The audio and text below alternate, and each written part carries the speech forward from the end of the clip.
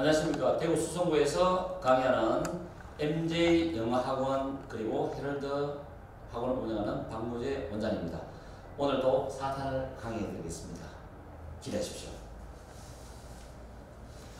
지난 3탄에서 제가 28강의 4번 지문을 강의를 해드렸는데 그거를 빠뜨렸어요. 그거는 다음에 6탄 강의에서 제가 올려드릴 걸 약속드리고, 그 다음 오늘은 저번에 앞에서 수능 특강에 하나 빠졌는 거 매력있는 지문이 하나 13강의 5번 지문입니다. 그거를 강의를 해드릴게요. 13강의 5번 지문이거든요. 상당히 매력있고 이거는 직접이 아니라도 간접 연계가 충분합니다. 그리고 이 지문은 여기 적어놨는데 수특 테스트 1회 14번 연계라고 적어놨습니다. 그래서 오늘도 테스트 1회를 강의를 드릴 건데 이 지문과 반드시 연계시켜서 공부하시기 바랍니다. 첫 줄에 보면 생태계는 굉장히 다이나믹하다. 이게 포인트예요. 생태계는 다이나믹하다. 역동적이기 때문에 어떤 생태계에서 전체 작은 식물이나 동물들의 어떤 변화라도 전체적인 생태계에 영향을 줄 수밖에 없다는 게 이거의 포인트입니다. 그 관점에서 문장 위치, 요지, 문장 요약, 그의 순서, 이게 간접력에 나와도 요지라는 게 나올 수 있습니다. 그래서 지금 제가 이거는 분명히 하겠습니다. 주제나 요지나 제목, 필자의 주장 이런 부분은 직접 연계를 떠나가지고 간접 연계를 염두에 두고 예상 문제를 만들 수 있거든요. 그래서 쭉 적어놨지. 이걸 보시고 뭐 이게 제목 문제가 수능에 연계 안 된다 직접적으로 이렇게 말씀하시면 안 되고요. 간접 연계를 포함해서 제가 고려했기 때문에 제목이든 주제든 요지든 주장 같은 게 가끔 적혀 있습니다. 그걸 감안하시고 보셔야 됩니다. 그 다음에 두 번째 지금 지문이 29강의 2번 지문이거든요.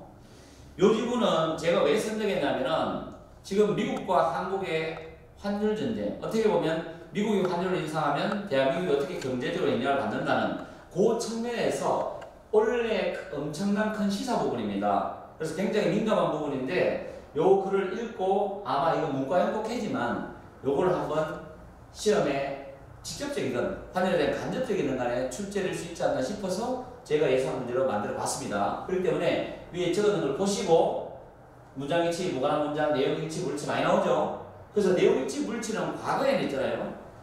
이 어떤 사람에 대한 간접 연계를 끄집어내가지고 아니면 직접 연계, 간접 연계를 끄집어내가지고 내용 일치부 만들었는데 만약에 원래 난이도를 높이면 조금 난이도 있는 지문을 가지고 영어로서 내용일치, 불일치를 내릴 수도 있습니다. 그렇게 된다면 체감 온도는 달라지겠죠. 학생 입장에서. 그래서 내용일치, 불일치도 그런 측면에서 제가 한번 시도를 해본 거니까 그렇게 아시고 공부하십시오.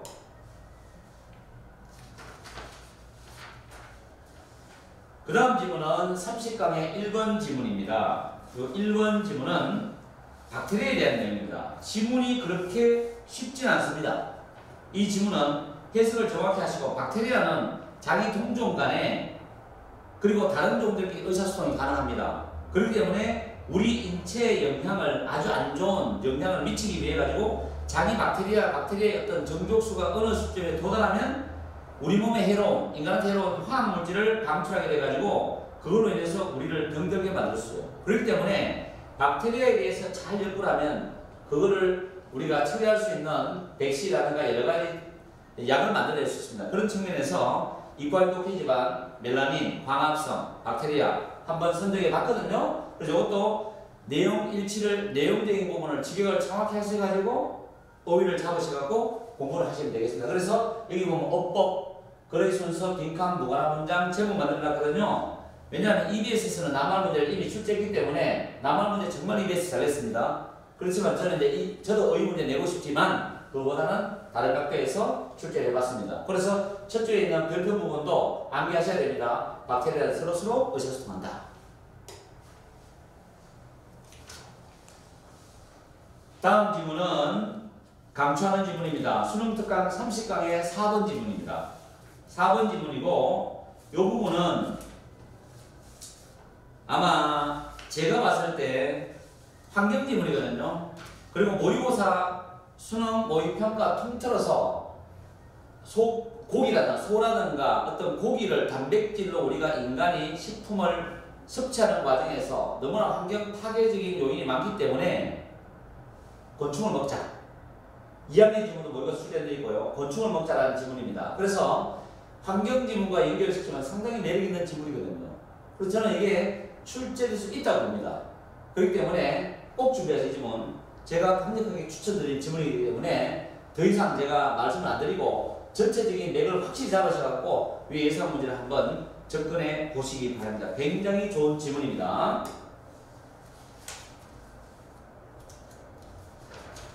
그 다음 지문은 현대미술이라는 지문이 어려워요. 굉장히 어렵거든요. 이 지문은 조금 전에 강의했는 부분에서 현대미술을 선생님들이 가르치기가 너무 힘들다, 좀 쉽지 않다라는 걸 했는데, 이거는 현대미술이라는 접근 방법이 있어서 옛날에는 특정 어떤 예술가들은 배제해버리고 기득권층만 어떤 예술사, 예술책에다가 기록을 해놨어요. 근데 이걸 가지고 그 배제됐던 집단들을 다시 끌어들여서 통합하는 걸로 가장을 하지만 그래도 그 배제 일부분은 남아있답니다. 결국 여기서는 문제는 통합을 가장한 차별에 대한 것일 뿐만 아니고 관점에 대한 것이다. 거기에 대한 포인트가 지금 나오거든요. 그 부분이 나dom니 부분이 있습니다. 거기 보면 여기에 쭉 가는 이 부분 있죠. 이 부분이 있습니다. Not only one of segregation in the guise of integration, but also one of point of view. 이 부분 절대 놓치지 마세요. 통합을 하지만 통합을 가장한 이 부분이죠. 이 부분 놓치지 마시고 반드시 공부하시고 문장 위치 만들어놨습니다. 괜찮아요, 내용이. 그리고 난이도 있습니다. 어렵습니다. 지금 꼭 공부하세요.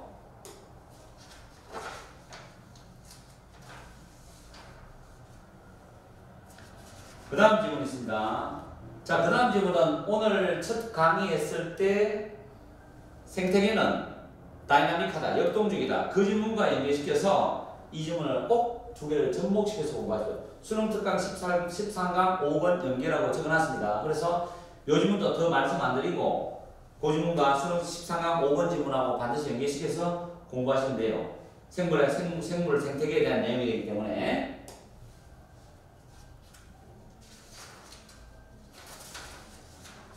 그 다음 질문은 언어에 대한 질문이거든요. 요거는 언어적 일반화 능력이죠. 언어라는 건 우리는 언어적 일반화 능력을 갖고 있으니까, 그래서 내용적으로 특정한 블루베리 하나를 보고서도 일반적인 우리 블루베리를 머릿속에 떠올리면서 과거도 이해하고 미래도 예측한다는 그 예시도 밑에 나옵니다. 그래서 요 질문도 언어적 측면에서 다룰 수 있는 글이기 때문에 내용이 쉽진 않아요. 어렵기 때문에 이 부분도 잘 연관시켜서 공부를 하시기 바랍니다.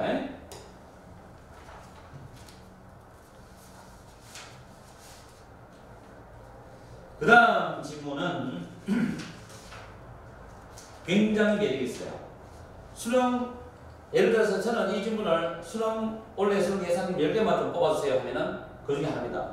왜냐하면 직접적으로 좋고 간접 연계 가능성이 굉장히 높은 질문이에요. 첫 문장에 보면 사람들은 불확실성에 대한 가치를 인정하지 못한다는 것이 나와요. 왜냐하면 사람들은 태초에 태어나서 머리에 지식이 없습니다. 거기서 내가 하나하나 알아가면서 인간으로 옳은 문명인의 인간으로 진화하면서 문화가 발달하고 문명이 발전해요. 그런 측면에서 그걸 인정하고 받아들이면서 배워나가야 되는 측면이 되기 때문에 첫 문장과 마지막 문장을 반드시 연계시켜 주십시오. 확신감에 결여되죠. 이것은 뭐로 인정된다? 일반적 통념에서는 내가 나약하다, 내가 뭔가 몰라서 그렇다, 나약함으로 받아들이고 인식하는데 사실은 그게 아니라는 거죠. 내가 불확실하고 내가 모르는 걸 인정함으로 인해서 그때부터 새로운 지식을 하나하나 알아나가는 게 중요하다는 게 이 글 쓴 사람의 요지가 밑에 되게 깔려 있습니다. 그래서 이 질문은 정말 강력하게 추천하는 질문이라서 올해 수능에 대박 날 수 있는 질문입니다. 비가 나올 수도 있고요. 어쨌든 이 질문 신경 써서 보십시오.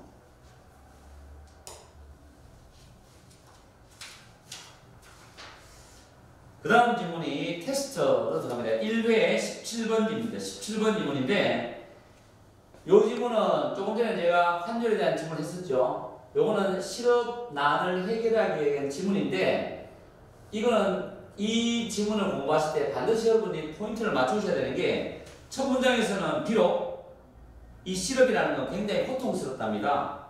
뭐냐면은 수입원이 없는 사람들에게는 굉장히 고통스럽다는 거죠. 그러면서 뒤에 뭐가 붙었냐면 reducing unemployment is not costly 나와요. 이게 교과서 내신이라든가 모의평가나 모의고사에서는 여기 빈칸 자리를 만들 수가 있어요. 그렇지만 수능에서는 첫 문장에 빈칸을 만드는 경우가 거의 없습니다. 그렇기 때문에 요거를 반드시 아세요. 알고 난 뒤에 그 다음 밑에 내용을 봐야 됩니다. 그래서 실업을 줄이는 것은 코스트리, 어떤 아무 대가가 없는 게 아니라 대가가 따른다는 얘기죠. 그러면서 포인트가 뭐냐면 단기적인 관점이 있습니다. 요걸 놓치면 안 돼요. 중장기적이 아니고 단기적인 관점에서 이런 안 좋은 내용들이 나옵니다. 그렇기 때문에 내용 입체적인 부분도 괜찮고요. 그걸 안 된다면 여기서 어법, 어휘, 문장 위치, 무관한 문장, 그래서 빈칸 여기까지가 한번 연상해 보십시오. 그래서 요 지문도 나름 괜찮아요. 환율이 아니면 이게 아닐까. 그리고 대한민국이 지금 실업난을 해결하기 위해서 정부가 굉장히 힘을 쓰고 있습니다. 그런 부분에서 시사적인 부분이 강하기 때문에 이 지문 꼭 공부하십시오.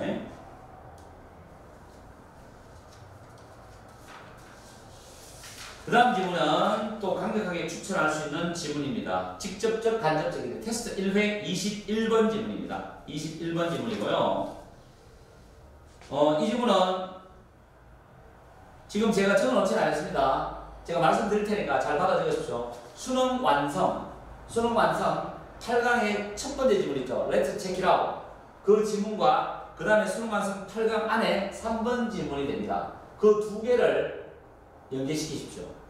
왜냐하면 사람들이 이 사회에서 성공하기 위해서는 나름대로 다른 사람과 상호작용의 조화를 이루는 작용이 필요합니다. 그게 고차원적인 수준 높은 조율도 필요하지만 때에 따라서는 평범한 일반적인 자동적인 모의적인 그런 조율도 필요하다는 말이 나오거든요. 어쨌든 간에 그런 조율 과정들이 어디에나 널리 있고 자동적으로 이루어지는 그런 사회적 조율작용이 사회의 상호작용의 근본적 속성이 된다는 말이 나옵니다. 그래서 마지막 부분에 빈칸을 만들어서 이 결론이거든요. 그래서 이거는 사람이 살아가면서 사회작용, 즉 사회작용, 상호작용을 잘해야만이 인간으로서 그 사회에 적응을 잘할 수 있고 성공할 수 있고 인정받을 수 있고 널리 가면 생존해서 자손 번식까지 나가는 지물이 되기 때문에 이거는 굉장히 포괄적으로 간접 연계 가능성도 많습니다. 그래서 이 지문은 정말로 제가 추천하는 지문이기 때문에 잘 연구를 해보십시오. 그 다음 지문이 수능 특강 2회 4번 지문입니다. 2회 4번 지문이거든요. 요거는 이 지문은 신경체계가 어린 나이는 충분히 발달이 안 돼 있잖아요. 그래서 지나치게 이 신경체계가 성장이 완성되지 않은 상태에서 지나치게 어떤 학습을 이룩하기 위해 가지고 강제적으로 그 성장 과정을 왜곡시키고 그 다음에 정상적인 정서적인 그런 왜곡시키면 결국에는 정서적인 자산을 남길 수 있다고 그랬고 그런 학습이 원래 선천적으로 이렇게 해서 진행돼야 된다는 게 선천적으로 정해진데도 불구하고 아주 어린 나이에 이걸 강제적으로 만든다는 것은 올바르지 않다는 그런 글이거든요. 그래서 입에서 정답도 신경망의 준비가 덜 된 상태에서는 학습을 제충하는 건 성장을 저해한다는 그런 지문입니다. 그런 관점에서 제가 추천을 한번 해봤거든요. 아예 올바른 성장에 대해서. 그래서 문장 위치 있고 빈칸이 있으니까 어법을 고려하셔가지고 연계시켜서 공부를 해주시기 바랍니다.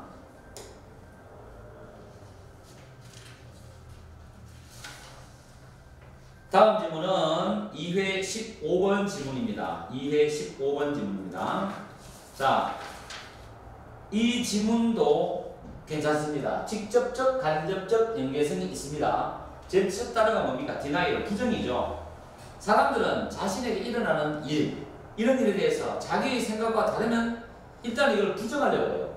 그런 측면에서 다뤄버리기 때문에 또 그 부분이 지금 EBS 빈칸과 만들어놨죠. 거기 보면 suggesting 빈칸 부분 있잖아요. suggesting that people deny 이 부분 있죠. 이 문장도 정확하게 파악하셔야 돼요. EBS 빈칸을 잡아놓고 난 뒤에 그 다음 이거를 직접적으로 어떻게 연계시킬 것이냐를 제가 만든 문제를 공부하시면서 한번 생각해 보십시오. 내리겠습니다. 간접 연계도 가능합니다. 인간의 부정에 대해서.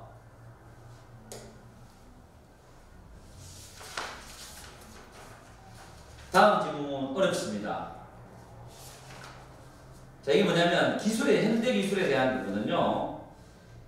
기술의 성격은 인간의 어떤 특정한 목적을 충족시키기 위해서 과거에는 인간의 창의적인 자유로운 발상에 의해서 아주 자기의 작은 목표를 충족시키기 위해서 만들어진 데서 출발했습니다.